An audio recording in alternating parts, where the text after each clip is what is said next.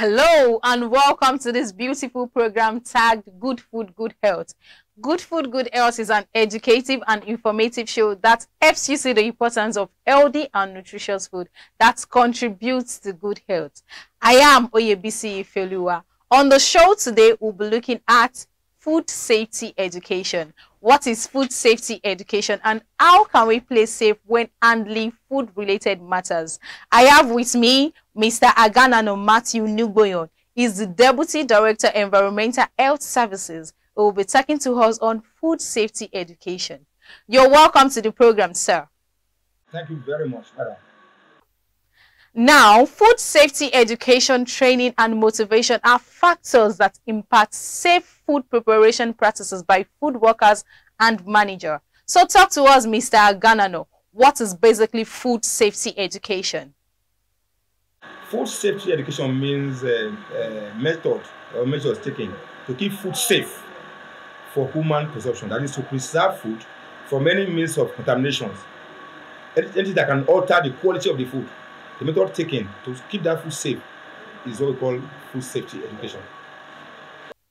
All right, thank you, sir. So what is the difference between food safety education and food safety knowledge? Can you explain that to us?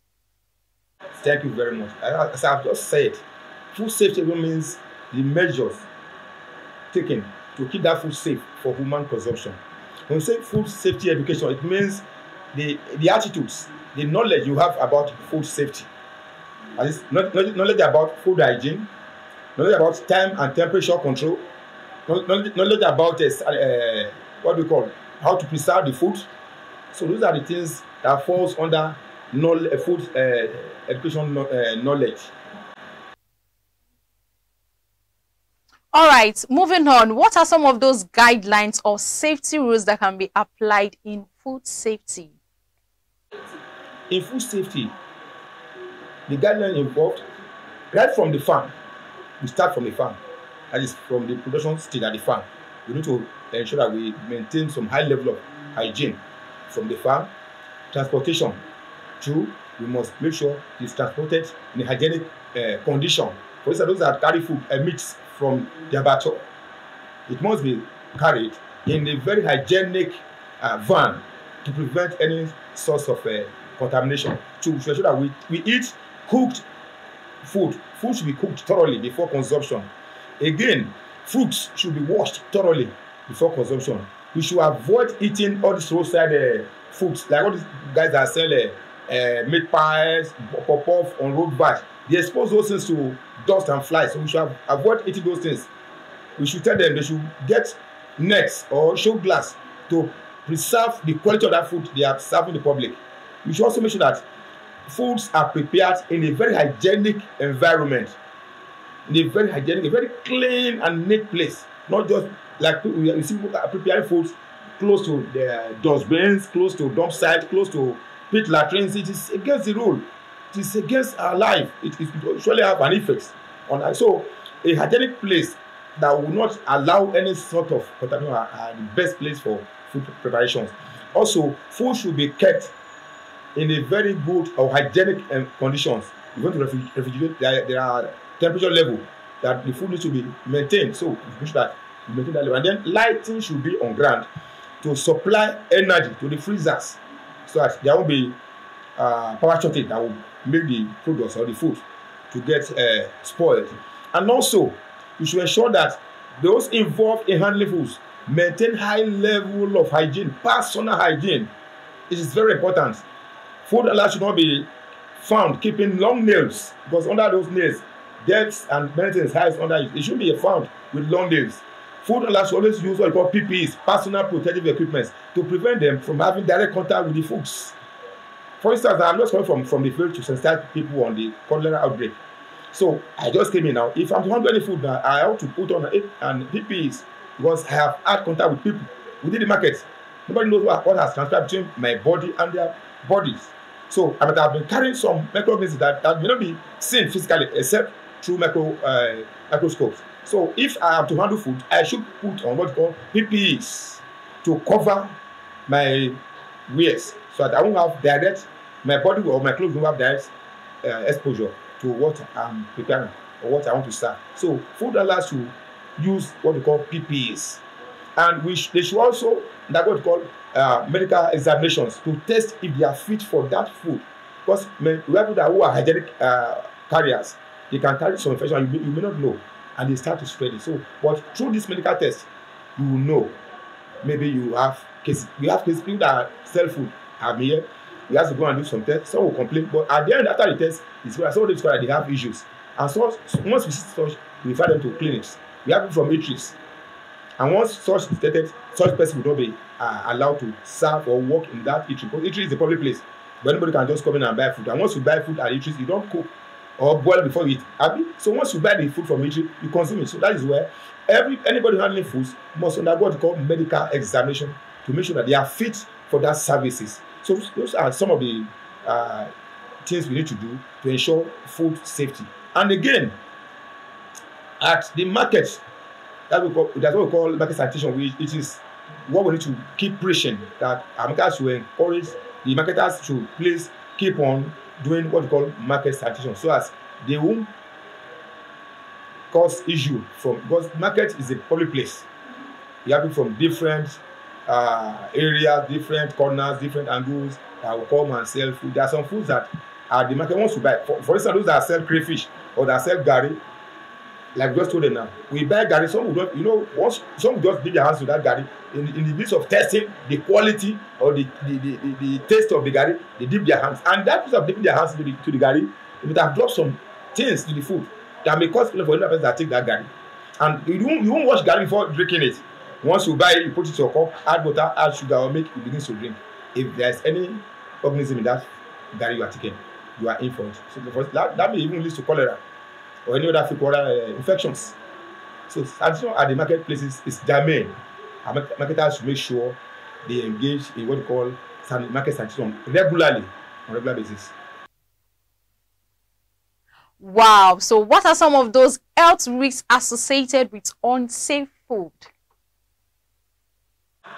Yeah, we have many health risks that are associated with unsafe food. For instance, we have an issue of cholera outbreak right now in Lagos State. And we have some cases in this local government. So those are part of the risk. Once the food we consume unsafe food, generally we have issues. We consume microorganisms, some fungi that will go and alter our systems. Once those things happen, if you are not careful, it may result to death. We had cases of cholera death now within this short period. Within yesterday and today, we have cases of, we recorded some deaths of patients as a result of this cholera outbreak. So it will result to illness. It can even affect productivity. Once if you are sick, there's no way you'll be productive in your various offices or various working environment. So once we have issues, it will affect productivity, it will affect our health, it will affect our economy too. Because you are going to spend money to treat those cases. So having to take precautionary measures to avert wasteful resources. So our health is very important. That's why we take that we should be careful of what we consume. That's what we take. Like for instance, those that sell food at the road back, those pop-up sellers, those sellers. When people see us talking to them, they see us as people disturbing them. I will tell them, no, we have to save life. I told them today, we are don't consume this food. The government does not consume this food here, nor the senators, nor the commissioner, nor even the chairman. But we, the common man, the common person, will go about buying this food. Once we eat this food, we have some issues, some illness. Once you consume, there will be crisis. And like cholera, once you have cholera, continuous stooling and vomiting, and if it's not controlled in time, it can lead to death because you will be dehydrated. And once you lose water, you know what it means. Once you've lost a lot of water from your body, death may result in within a short period. So that's why we don't play with such fecal disease. Anything that has to be under fecal disease, there are no diseases that we can play with because it can take life in the shortest period. That's why we have to enhance on food hygiene, and that's what we've just gone out to do today. Sensitize the masses that there is cholera outside now that is spreading fast like anything. But we need to do what? We need to bring the shade of spread through increasing our level of sanitation, hygiene, personal hygiene, taking care of our foods. We wash our fruits before we eating. Our meat should be washed properly. Our vegetables should be washed properly, and we should know where and areas we can keep those things to avert any contaminations. Then for the children, we should monitor our children. But like I saw a boy in the market trying to dip his hand to garri. The garri is meant for the public, and I called the mommy, see what your child is doing now. It's dangerous. This child has been playing, dipping his hand on the floor, holding things, and he has come. He's a kid. He's playing, and he wants to take garri. He just dipped his hand into the garri, and I caught him. I held his hand in the market. People were laughing. Said, "See, this is unsafe for us." So I told the woman, "Please get a nylon to cover the garri." So we need to stress that we need to increase our level of hygiene. We need to increase our level of creating awareness to the public, and those that are aware should always help to pass the message. Like our ministers in the church, our ministers in the mosque, and every other person, our political leaders, our group leaders, sectional leaders, NGOs, clubs, just mention it. Youth leaders should help to propagate this message that hygiene is the key. Food hygiene and personal hygiene is the key to avert any foodborne diseases. For us to have a safety food that is meant for human consumption, to avert any sort of contamination. That's what we need to do. Sanitation, personal hygiene is the key. I find this very interesting, and I'm very sure my viewers will also be learning one or two from this, because I'm also learning from this. What are some of those safe and unsafe places or environments to cook food as it relates to food safety? We have many unsafe environments. You know Lagos now? It will be so funny that you see people selling foods close to dump sites, open dump sites. And you see people trooping in to buy those things. And if you try to caution them or try to seize those items, they see us as enemies. I want you to do, they are here, there is something else, council, head officers. But I used to tell them, this thing is for our benefit. So preparing food close to a dump site or selling food close to a dump site is dangerous. By doing that, you have exposed that food to contamination, direct contamination. Again, selling food or preparing food on top of drainages or canals, it happens in Lagos State. Those things are unsafe. Selling foods on the public roads, where people are passing, going and coming in. You don't know what my body is carrying, you don't know what my clothes is carrying. So by passing, you can just drop on that food. And once you consume it, you have the problem arise. So those areas are unsafe for food. For instance, those that sell all this pop-off, akara, all this bean cake, donuts, snacks, some of them sell it on open places, some on drainages, some close to dustbin, some close to public toilets, which is unsafe because flies has direct access to those areas. So there is no way they can make that food to be safe for human consumption. So we advise those areas are unsafe areas and unhygienic for food preparation or consumption in any form. So those are the areas that should be discouraged. Thank you. Okay, as your final word, sir, what is your advice for those who sell food and open drinks to the public? And should there be any foodborne disease, what should people do? Thank you. My advice for the public, for those that sell foods or serve foods in the public place, that food should be served in a very hygienic condition, a very hygienic environment. Even those that will serve the food should ensure that they are fit to serve the food, because they too are good source of transmissions. They are carriers. So those that will handle the food within the public place to ensure that they have undergo series of medical tests to ensure that they are fit for that job. And the food should be prepared, served in a very hygienic environment, because that's how we can prevent people from serving food in the public place. For example, in a party, get experts that will handle that job for you, who are satisfied to be fit for that job. And the environment at which those food will be served should be hygienic, should be clean. And the utensils used in serving those food should be clean enough. Wash them. There should be enough water, wholesome water, not just any water. We have cases of people using drain water to wash fruits, like we had some cases some years back. It's wrong. Use clean water to wash any food items, either raw or other ones, either fruits or raw foods. Use clean water, running water that is clean to wash them. That does help at least to remove some organism at some level. And again, they should use PPEs. We call it personal protective equipment for those such like aprons, hair ties, nose masks. For those that handle food, that serve the food, they should use PPEs. Those to help to preserve the food a little bit, to prevent it from any sort of contaminations. And again, in case of any outbreak, I would advise people should report to the nearest health centers or general hospitals within the area, not private hospitals, government hospitals. At least at that level, government hospitals will take the steps. We have people that are in charge of disease surveillance. Once the hospitals are aware or are informed, they will quickly notify the DSNOs, disease surveillance notification officers, that within that jurisdiction, they will take up that case and report to the necessary quarters, from the claims to the local government, then to the federal, then even to NGO levels that may need to assist. It depends on the level of the outbreak. So, and I want to say that we should always preach what we call sanitation, hygiene. We should stop dumping waste into our canals or into our drains. Once those things are dumped, it will block those pathways of water, and at the end we will have problem. There will be outbreaks.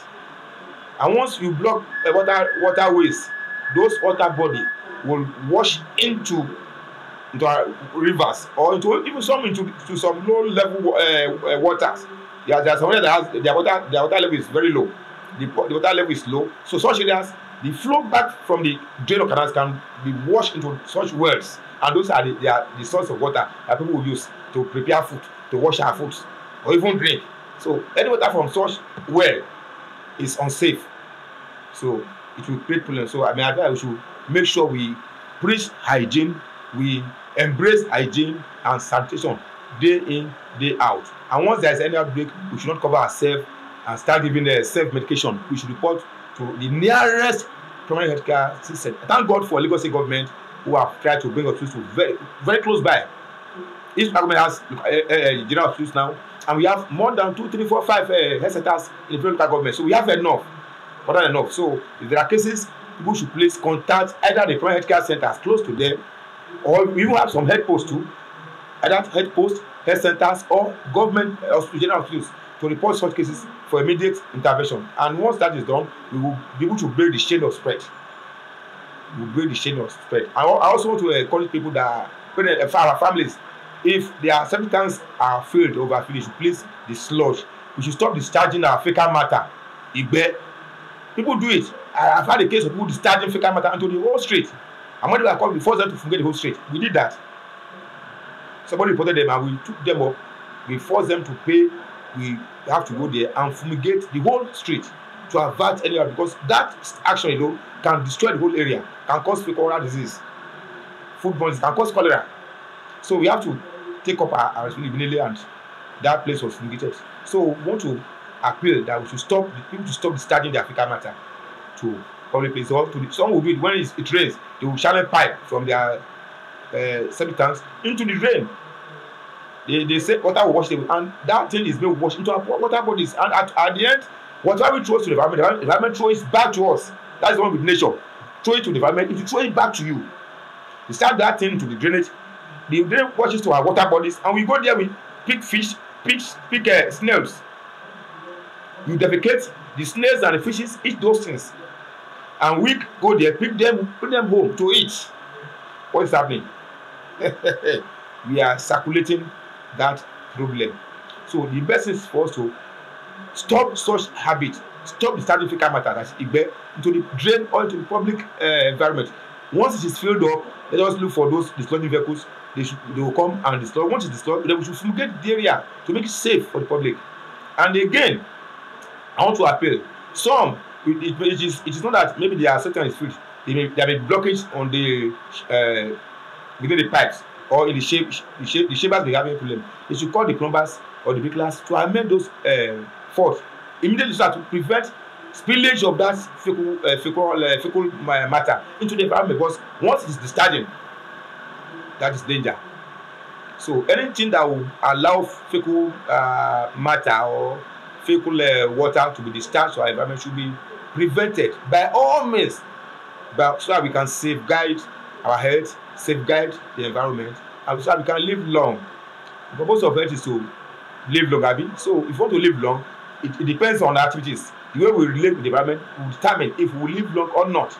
So I'm advising that we should see sanitation as a core assignment for everybody, both in our homes, in the marketplaces, in every eating environment, every food premises. We need to preach what we call hygiene and sanitation. And for those that operate food, like all these food premises, their staff should always cut their nails short. You see, if you see anybody selling food, those that prepare food with long nails, it is not allowed, because that nails harbor some things that can affect the food they are preparing. So it shouldn't be. It should be as low as my own. Then they shouldn't leave their ears open. They should use ear tie or cap to cover their ears, because the ears may drop into the food. It's not unhygienic. And the food premises should be whitewashed. That's the language. It should be whitewashed, and it should be screened to prevent flies from having access into such as that. Once those things are done, I think to some level we prevent what we call foodborne disease, and we can be assured of our food safety. Thank you very much, Mr. Agannanoh, for being on the program today and helping us see ways to apply food safety to our food preparation and the benefits. We are very grateful, sir. It's my pleasure being here today. Thank you. You're welcome, sir. This is where we'll be dropping the anchor on today's episode of Food Safety Education. Stick around with us, same time, same channel, for yet interesting episode of the show. I am Oyebisi Ifeoluwa. Thanks for watching, and bye for now.